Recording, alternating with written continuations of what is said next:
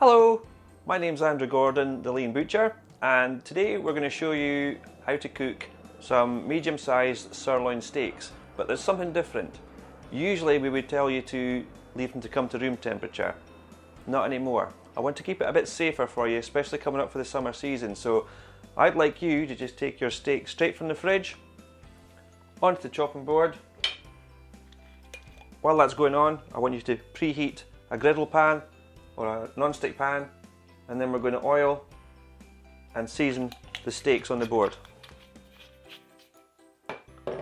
Once again,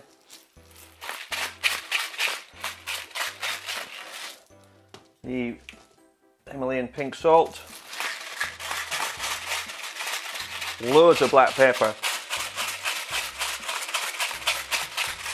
For me, black pepper really brings out the flavour of the beef. There's flavour there anyway, but it's even better when you do that. Then just get your hands stuck in there and rub the oil and the seasoning all over the beef there. Turn it over. Give your hands a quick wipe.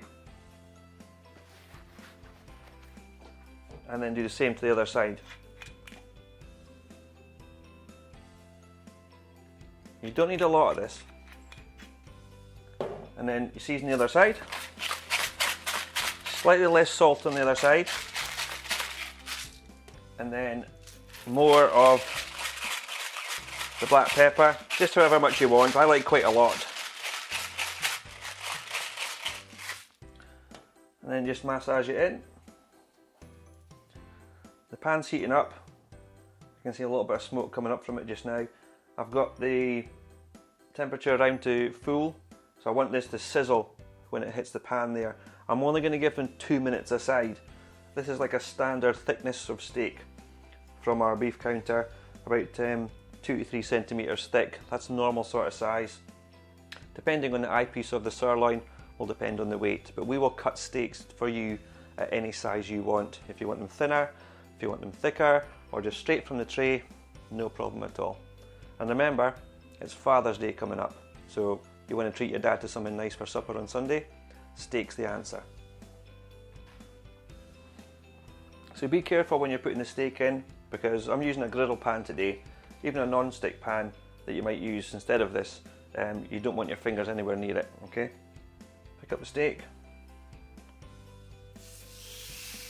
You should hear it sizzle as soon as it hits the pan.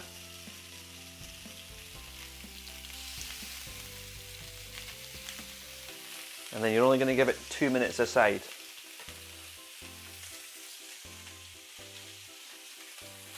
While that's going on, it's a good chance for you to wash down your chopping board, your cutting board, or prepare a fresh one.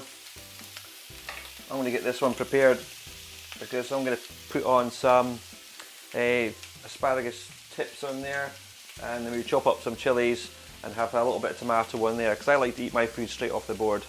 It's when it's cooked.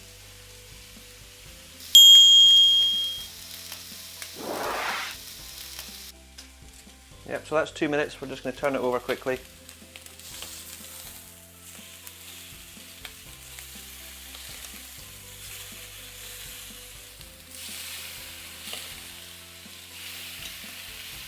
So while we're on that, it's cooking for its second 2 minutes. Just pop in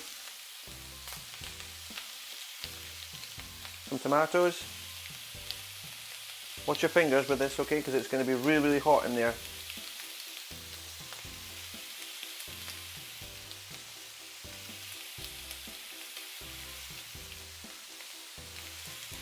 And then pop in just a couple of the asparagus.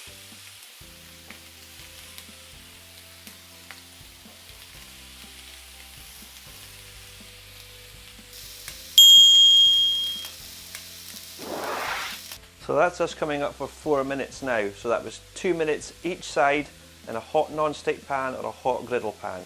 This is the way I like my steak. I'm not going to sell you a steak if you do it well done. If you tell me over the counter you're wanting to cook it well done, no, sorry. Okay? So that's time up. It's now time to take the steak out.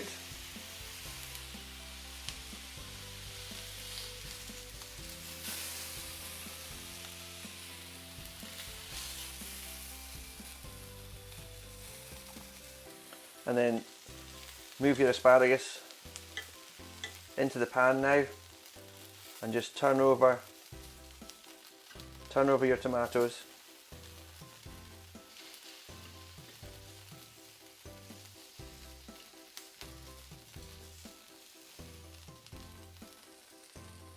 And then turn off the pan. The steak's resting. Leave the steak to rest for about 5 minutes for this size of steak.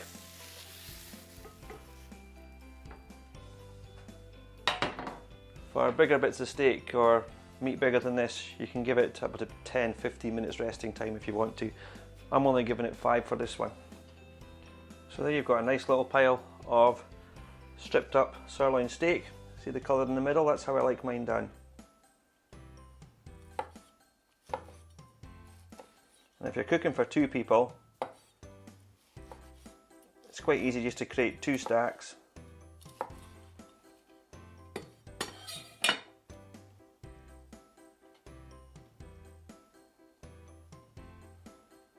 It's really juicy steak.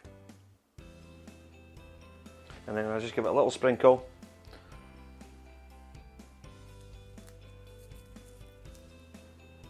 with some spring onions.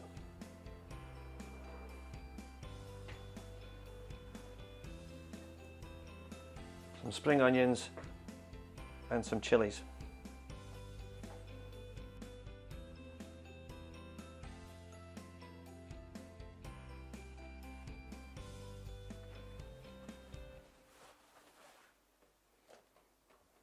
Job done.